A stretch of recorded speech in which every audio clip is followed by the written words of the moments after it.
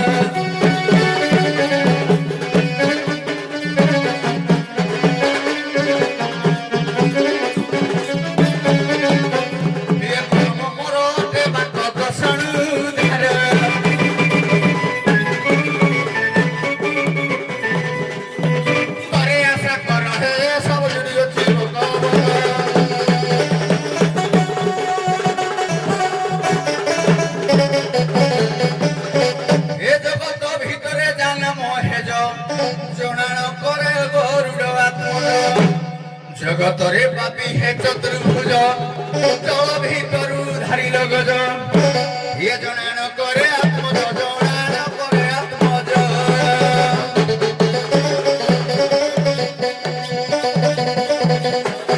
জগতরে পাপি ডাকিলে তুমকু হে সফল হেম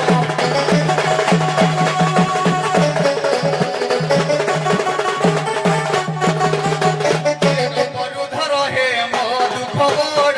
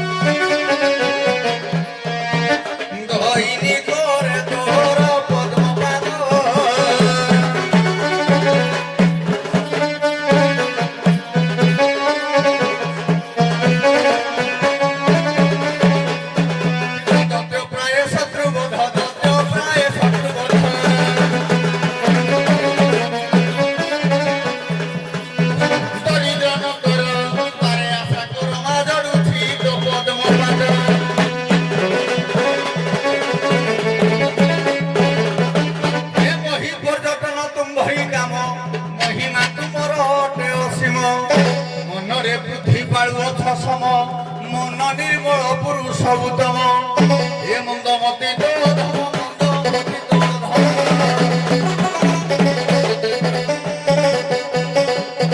মনোর বেদনা সে জানিব হে হাসে ক্ষেত্রবাসী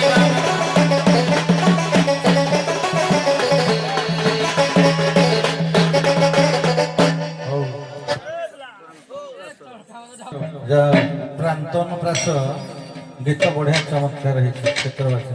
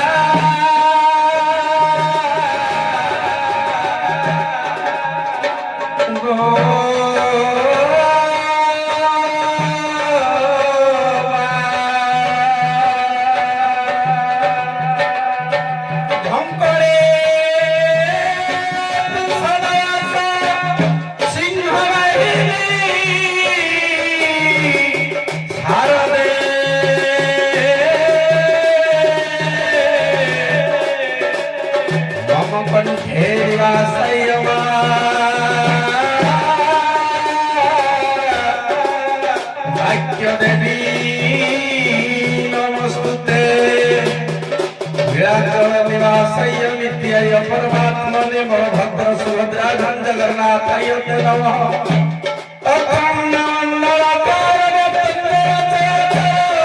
तत्त्वदर्शी तमेन तस्मै श्री गुरवे नमः गौरी नारायण रुद्रे अंबिके भास्करे तथा गिरना गिरना नगरतनम्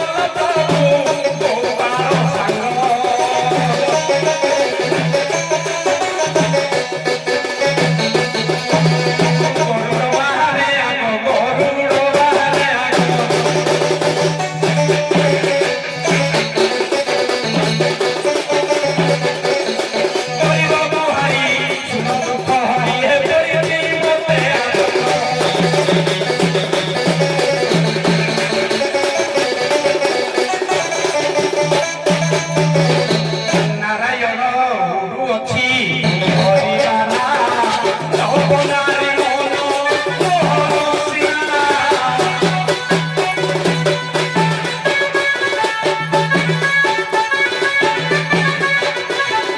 ନାମଗିରି କରିଥିଲ ତୁମେ ଯମୁନା ନାଚ କାଳୀରେ କାଳିଅ କଣା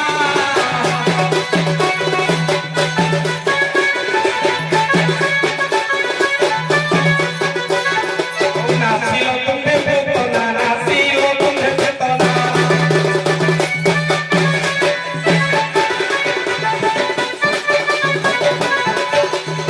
ନାଚ ଦୁଃଖ ହରି କରୁଛି ଗୁହାରିରେ ପୂର୍ଣ୍ଣ କର ମୋ କଳ୍ପନା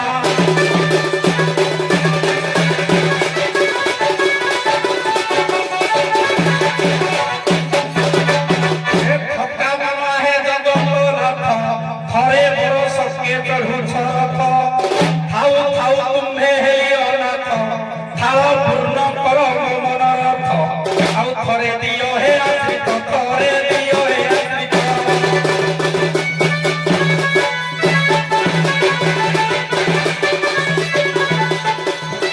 ଥରେ ଏହି ପ୍ରାଣ ଦେଲେ ଦରଶନ ହେ ଜୀବନ ହେବ ତୁ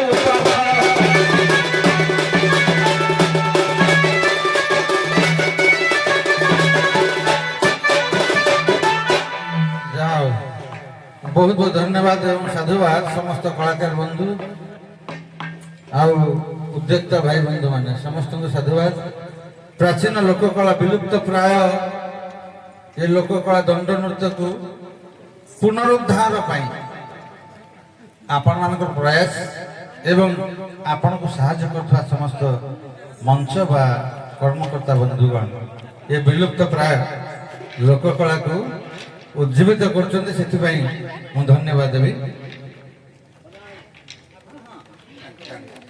ହଉ ତେଣୁ ଆପଣମାନେ ଭଗବାନଙ୍କର କଥା ଭଗବାନଙ୍କର ଗାଥା ଭଗବାନଙ୍କର ନୀତି ଆଦର୍ଶକୁ ପାଥେୟ କରି ସଂସାରକୁ ଶିକ୍ଷା ଦେଉଛନ୍ତି ସଙ୍ଗୀତ ମାଧ୍ୟମରେ କଳା ମାଧ୍ୟମରେ ଯେଉଁ ସଙ୍ଗୀତ ଛୋଟିଆ କଥା ନୁହେଁ ଏ ସଙ୍ଗୀତ ଆମେ ଚାରି ବେଦ ଜାଣିଛେ କିନ୍ତୁ ଚାରି ବେଦର ସମ୍ମିଶ୍ରଣରେ ଚାରି ବେଦକୁ ମନ୍ଥନ କରି ପଞ୍ଚମ ବେଦ ହେଉଛି ସଙ୍ଗୀତ ଏକ ପ୍ରମାଣ ପୁରା ଚତୁର୍ଙ୍ଗ ବେଦାଙ୍ଗ ସାରମାକୃଷ୍ୟ ପଦମ ବହୁ ଇମಂ ତୁ ପଞ୍ଚମ ବେଦ ସଙ୍ଗୀତାକ୍ଷମ କଳ୍ପଏ ତେଣୁ କଳାକାର ଯେତେ ଧନ୍ୟବାଦ ଦେଲେ ଯେତେ ସାଧୁବାଦ ଦେଲେ ବହୁତ କମ୍ ପଡ଼ିବ ହଉ ଗପିବାର ତ ସମୟ ନୁହଁ ଅନେକ କଥା ବାଟ ଅନେକ ଖାଲି ଆପଣଙ୍କ ଗାଥା ଠାକୁରଙ୍କ କଥା ଟିକେ ପଦରେ କହିବା ଜଗନ୍ନାଥ ମହାପ୍ରଭୁଙ୍କର ଏଇ ଯାତ୍ରା ବଳରାମ ଭଗବାନଙ୍କର ବି ଯାତ୍ରା କହିଲେ ଅତ୍ୟୁକ୍ତି ହେବନି ସେ ତ ଗୋଟିଏ ତାଙ୍କ କଥା କହୁଛନ୍ତି ଆପଣ ମୁଁ ତାଙ୍କ କଥାରୁ ପଦେ କହିବି ପ୍ରଭୁ ଜଗନ୍ନାଥଙ୍କର ପରମ ଆୟୁଧ ଚରମ ଆୟୁଧ ହେଉଛନ୍ତି ସୁଦର୍ଶନ ଭଗବାନ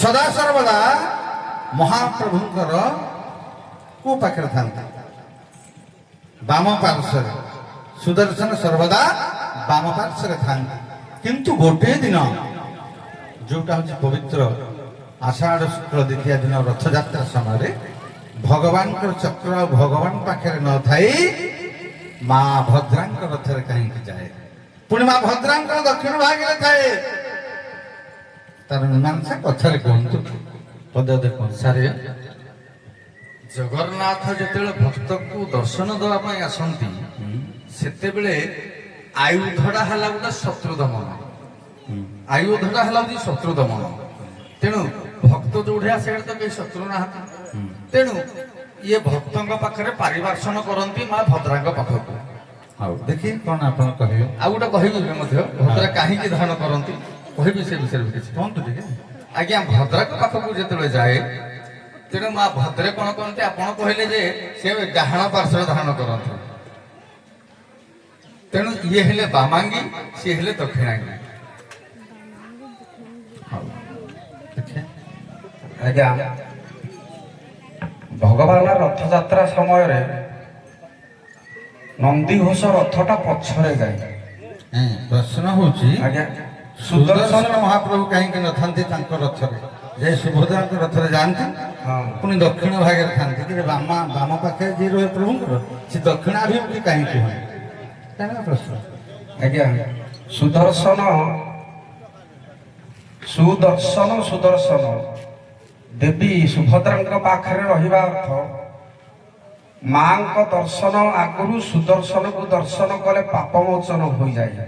ତେଣୁ ବଳଭଦ୍ର ସୁଭଦ୍ରା ଏବଂ ଜଗନ୍ନାଥଙ୍କୁ ଦେଖିବା ପୂର୍ବରୁ ତାଙ୍କ ରଥଟା ଆଗରେ ଥାଏ। ତେଣୁ ସୁଦର୍ଶନକୁ ଆଗେ ଦର୍ଶନ କଲେ ଭକ୍ତମାନଙ୍କର ରୋଗ ବୈରାଗ୍ୟ ଏବଂ ଖଣ୍ଡନ ହୋଇଯାଏ। ଏ ପ୍ରଶ୍ନ ସାରା ଭାରତ ବର୍ଷର ସମସ୍ତ ପଣ୍ଡିତ ମାନଙ୍କୁ ପଚରାଗଲା ଯେ ଭଗବାନଙ୍କର ଚରମାୟୁଧ ହେଉଛନ୍ତି ସୁଦର୍ଶନ।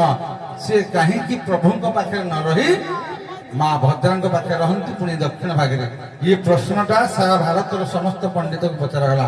କେହି ଉତ୍ତର ଦେଇପାରିବା ସ୍ଥଳେ ଆମ ଉତ୍କଳର ଘଣ୍ଟ ଯଦୁମଣି ମହାପାତ୍ର କହିଲେ ବଳୁଛି ଅସନ ଅନ୍ନର ସଜିତାକୁ ଦୁର୍ନତର ଅର୍ଜିତ ଦୂରିତ ଜୟ ଛେଦନ ଗାମେ ତେଣୁ ଦକ୍ଷ ଭାગે ବହନ୍ତି ପ୍ରଭୁ ସେ ଗ୍ରନ୍ଥ କର୍ତ୍ତାର ସର୍ବସମ୍ପତ୍ତି। ବଳୁଛି ଅସନ ଅନ୍ନର।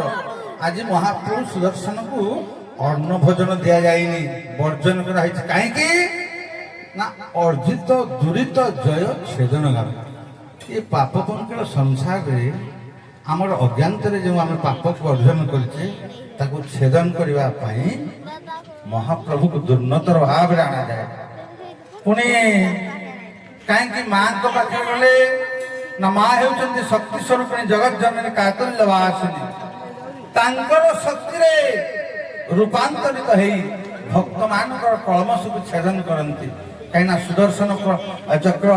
ସୁଦର୍ଶନ ଶତକ ପ୍ରମାଣ କରେନି ଉଗ୍ରମ ସମମ ପ୍ରଶାନ୍ତର ମଣିମମ କୋଟମ କୋଟିବାଳାର କାନ୍ତି ସମମ ଯୋଗୀନାଙ୍ଗୁଷ୍ଠ ମାତ୍ରା ପୁରୁଷଙ୍କର ମହତତ୍ମା ଚକ୍ରାଦିନାଥଂ ଭକ୍ତାନଂ ବଜ୍ରବଣಂ অরিকুলদামে প্রাণ সংহার চক্রং বন্দে ধর্ম নিদর্শন হরিমুখ বজ্রাত্ম ভীত প্রদম।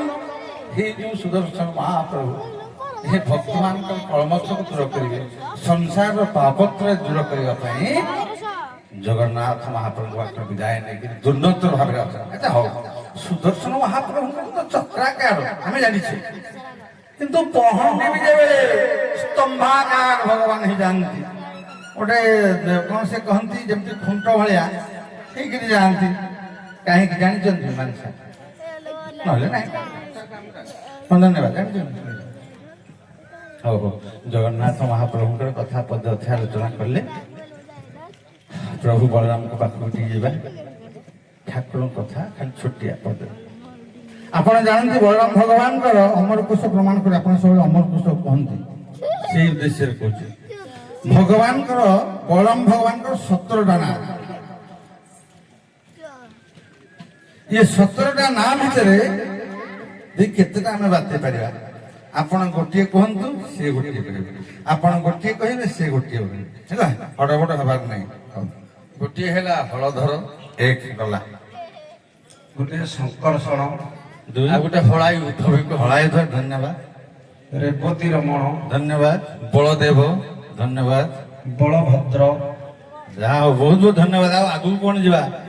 ବଳଭଦ୍ର, ପ୍ରଳମଗ୍ନ, ବସୁଦେବ, ଚିତାଗ୍ରଜ, ରେବତୀ ରମଣ, ରାମ, କାମ ପାଳ, ହଳାୟୁଧ, ଏଣେ ଶଙ୍କର୍ଷଣ, ଅସୁର ପାଣି, ସ୍ଥାଳାଙ୍କ ମୁସଳି ହରି, ନୀଳାମ୍ବର ରୋହିଣୀ, କାଳନ୍ଦୀ ଭେଦନ ହବ। ନାଇଁ, ବଳଭଦ୍ର, ପ୍ରଳମଗ୍ନ, ବସୁଦେବ, ଚିତାଗ୍ରଜ, ରେବତୀ ରମଣ, ରାମ, କାମପାଳ, ହଳାୟୁଧ। ଆଚ୍ଛା, ପ୍ରଶ୍ନ ଏଠି ରହିଲା, କାମପାଳ ନାମଟା କାହିଁକି? ଆଜ୍ଞା କାମ କଳା, କାମ କଳା ନାଁଟା କାହିଁକି ଆପଣ କହିଲେ? କାମପାଳ ଗୋଟେ ନାଁ। ଓହୋ, କାମପାଳ।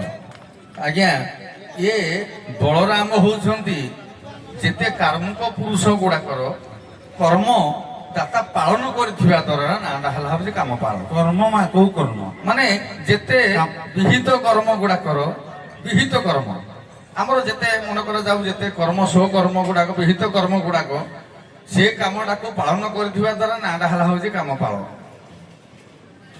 କଣ କାମପାଳ? ଆଜ୍ଞା କାମପାଳ ଅର୍ଥ ଭଗବାନ ଶଙ୍କର କାମଦେବକୁ ବା କନ୍ଦର୍ପକୁ ଭସ୍ମାଭୁସ୍ତ କରିଥିଲେ। କନ୍ଦର୍ପ ଦ୍ୱାପର ଯୁଗରେ ମଦନ ରୂପରେ ଜନ୍ମ ଗ୍ରହଣ କରିଥିଲେ। ତେଣୁ ମଦନକୁ ରକ୍ଷା କରିବା ପାଇଁ ଭଗବାନ ବଳରାମଙ୍କର ହେଇଛି ନାମଟା କାମପାଳ। ମଦନର ଅନ୍ୟ ନାମ କାମପାଳ। ସେଦିନ ଶଙ୍କର ଅବତାରରେ କନ୍ଦର୍ପର କାମ ବାଣକୁ ବିନାଶ କରି ଆପଣ କାମପାଳ ନାମ ଧାରଣ କଲେ ଯୋଉଠି କହୁଥିଲେ। ଆଉ ଗୋଟେ ଆପଣ ଆସିଥିଲା ଉତ୍ତରତା ଭିତରେ ଆସିଥିଲା ଯେ କାମପାଳ ଏଇଥିପାଇଁ କୁହାଯିବ ସମସ୍ତଙ୍କର କାମନାକୁ ପୂରଣ କରନ୍ତି ବୋଲି। ଆରେ ମାଗ ତ ସେଇ ବଳରାମ ଭଗବାନଙ୍କୁ ମାଗ। ଆଜ୍ଞା ଜଗନ୍ନାଥ ଟିକେ କୂଟ କରିବେ କପଟ କରିବେ ଅପେକ୍ଷା କରିବେ କିନ୍ତୁ ସାଙ୍ଗେ ସାଙ୍ଗେ ଦେବା ବାଲା ହଉଛନ୍ତି ବଳରାମ। ନାଇଁ କାମପାଳ ହଳାୟୁଧ ଶଙ୍କର୍ଷଣ ଶୂଳ ପାଣି ନାଇଁ ବାସୁଦେବ ଚିତ୍ତାଗ୍ରଜ। ବଳଭଦ୍ର ନାମଟା କାହିଁକି? ବଳଭଦ୍ର ନାମଟା ଆଜ୍ଞା ଦ୍ୱାପର ଯୁଗରେ ଭଗବାନ କୃଷ୍ଣ ଏବଂ ବଳରାମ ଯେତେବେଳେ ଗୋପପୁରରେ କରିଥିଲେ କ'ଣ କୃଷ୍ଣଙ୍କୁ ଅନେକ ଅନ୍ୟାୟ କରିଥିଲେ, ଚୋରି କରିଥିଲେ, କାହା ହାଣ୍ଡି ମାଠିଆ ଭାଙ୍ଗିଥିଲେ ବିଭିନ୍ନ ପ୍ରକାର। ତେଣୁ ଭଦ୍ରବନରେ ବଳରାମ କୃଷ୍ଣଙ୍କୁ ନେଇକି ଲଣ୍ଡା କରାଇଥିଲେ। ଲଣ୍ଡା କରିବା ଦ୍ୱାରା ଆଜ୍ଞା ମୁଁ ବି ସେଥିରେ ସମାନ ଉପଯୋଗୀ ହେବି। କିନ୍ତୁ ଆଉ ଗୋଟିଏ ବି ତାର ନାଁ ଅଛି।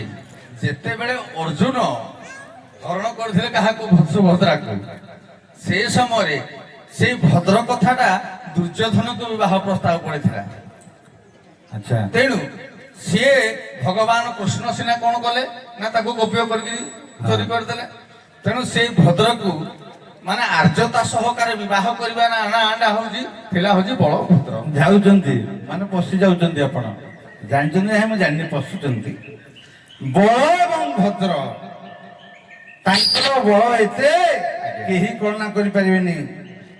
କାହିଁକି ନା ପ୍ରମାଣ ମହାଭାରତରେ ସେଦିନ ଯେତେବେଳେ ତାଙ୍କର ପୁତ୍ରକୁ ବନ୍ଦୀ କରିକି ରଖିଲେ କୌରବ ବଂଶ, ବଳରାମ ପହଞ୍ଚିଗଲେ ସେଠି କହିଲେ ଅଦ୍ୟ ନିଷ୍କୌରବୀଂ ପୃଥି କରିଷ୍ୟାମି କାମର୍ଷିତାଂ ଗୃହାଣାଂ ହଳମୁକ୍ତସ୍ତଂ ଦହଲିବ ଜଗତ। ଆଜି କୌରବହୀନ ପୃଥିବୀକି କରିଦେବି। ହଳମୁସଳଟାକୁ ଆଣିକି ହସ୍ତିନାଟାକୁ ଉପାଡ଼ି ଦେଲେ। ତାମାନେ ଯେତେବେଳେ କରିଷ୍ୟାମି କାମର୍ଷିତାଂ ଦୁର୍ଯ୍ୟୋଧନର କନ୍ୟାକୁ ଗୃହାଣାଂ ହଳମୁକ୍ତସ୍ତଂ ଦହଲିବ ଜଗତ। ଆଜି ଜଗତକୁ ହଲେଇ ଦେବି। ଧରିଲେ ହଳ ଅନୁସଳ। କଣ କଲେ? ଲାଙ୍ଗଳ ଆଗେଣ ନଗର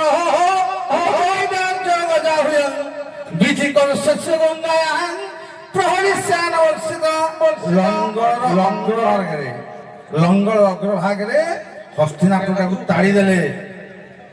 ଯୋଉଥିପାଇଁ ତାଡି ଦେଇ କଣ କଲେ ନା ଗଙ୍ଗା ନଦୀ ପଟକୁ ନେଇଗଲେ। ହସ୍ତିନାଗର ବଙ୍କା ହେଇଗଲା। ଯେତେବେଳେ ଗଙ୍ଗା ନଦୀକି ଦେଲେ କବି ସୁନ୍ଦର ପ୍ରମାଣଟିଏ ଦିଅନ୍ତି। କଣ ହେଲା ନା ଜଳଯାନ ନିବାଘୂର୍ଣ୍ଣଂ ଗଙ୍ଗାୟାଂ ନଗରಂ ତଟ ଆକୃଷି ଷ୍ଟକଟା ମନେ ପଡ଼ିଲାନି। ଯେମିତି ଡଙ୍ଗାରେ ଗୋଟେ ଡଙ୍ଗାଟେ ଜଳରେ ପକେଇଦେଲେ ଜଳଯାନ ନିବାଘୂର୍ଣ୍ଣଂ ଡଙ୍ଗାଟା ଟଳମଟଳ ହୁଏ, ସେଇଭଳି ହସ୍ତିନାର ପୁରଟା ଟଳମଟଳ ହେଇଗଲା। ଯେତେବେଳେ ବଳଟାକୁ ଦେଖିଦେଲେ ସମସ୍ତ କୌରବ ବୀର ଭୀଷ୍ମ ଦ୍ରୋଣ ଶଲ୍ୟ କୃପାଚାର୍ଯ୍ୟ ଶକୁନି ଇତ୍ୟାଦି ଭୟରେ ଇତସ୍ତତ ହେଇକି ଶରଣ ପଶିଲେ। କ୍ଷମା କରନ୍ତୁ, ଆମକୁ କ୍ଷମା କରନ୍ତୁ। ଉଦାର ହୃଦୟରେ ସେଦିନ ତାଙ୍କୁ କ୍ଷମା କରିଦେଇ ଲକ୍ଷ୍ମଣ କନ୍ୟା ସହିତ ପୁତ୍ରକୁ ଧରି ବାହୁଡ଼ି ଥିଲେ। ତେଣୁ ବଳ ବହୁତ କିନ୍ତୁ ଭଦ୍ର ମଧ୍ୟ, ସେଇଥିପାଇଁ ବଳଭଦ୍ର। ବଳରାମଟା କହିବା ଆଉ କଣ ଖୋଜିବା? ବଳରାମ କାହିଁକି ଆଉ କହିବାନି ନାଇଁ। ବହୁତ ବହୁତ ଧନ୍ୟବାଦ। ଆମେ ଏବେ ଆପଣଙ୍କର ସୁନ୍ଦର ସ୍ୱାଙ୍ଗକୁ ଏଇଠି ପରିସମାପ୍ତ କରିବା ପୂର୍ବରୁ ମୁଁ ବହୁତ ଆମ କମିଟିର କର୍ମକର୍ତ୍ତା ବନ୍ଧୁଗଣ ଏବଂ ରୁଣ୍ଡୀଭୂତ ସମସ୍ତ ଜାଗ୍ରତ ଜନତା ତଥା ଓଡ଼ିଶୀ ପୁଲିସର ସମସ୍ତ ଭାଇ ବନ୍ଧୁମାନେ ଯେଉଁମାନେ ଏ କଳାକୁ ଆସ୍ୱାଦନ କରୁଛନ୍ତି ଏବଂ ରାତି ସାରା ନିଜର ବହୁମୂଲ୍ୟ ସମୟକୁ ନଷ୍ଟ କରି କଳାକାରକୁ ଆଗ୍ରହ ଉତ୍ସାହ ପ୍ରଦାନ କରୁଛନ୍ତି, ତାଙ୍କୁ ଅଶେଷ ଅଶେଷ ସାଧୁବାଦ ଦେବି। ଏବଂ ଆମ ମା ବ୍ରାହ୍ମଣୀ ଦେବୀ ସଦାସର୍ବଦା ଆମ ଏଇ ବାଘଧରିଆ ଗାଁ ତଥା ଓଡ଼ିଶୀ ପୋଡ଼ିଶୀକୁ ଘଣ୍ଟ ଘୋଡ଼ିକି ରଖିବେ ଏବଂ ଅନୁଷ୍ଠାନ ଦୀର୍ଘରୁ ଦୀର୍ଘତମ ହଉ, ଆହୁରି ବଢ଼ୁ। ବହୁତ ଚମତ୍କାର ଅନୁଷ୍ଠାନ ପ୍ରତ୍ୟେକ ବର୍ଷ ଚାଲିଛି ପ୍ରଭୁଙ୍କ ଲୀଳା। କିନ୍ତୁ ଏଇ କ୍ଷୁଦ୍ର କଳାକାର ମାନଙ୍କର କଥା ମନେ ପଡୁ, କଳାକୁ ଉଜ୍ଜୀବିତ କରିବା ପାଇଁ ଏଇଭଳି ଦଣ୍ଡନୃତ୍ୟ ସ୍ୱାଙ୍ଗ ଗୋଟିଏ ମାନେ ଅନୁଷ୍ଠିତ କରନ୍ତୁ। ମା ସହାୟ ହେବେ ଏବଂ ଶେଷରେ ସେଇ ଲୀଳାମୟ ପୁରୁଷ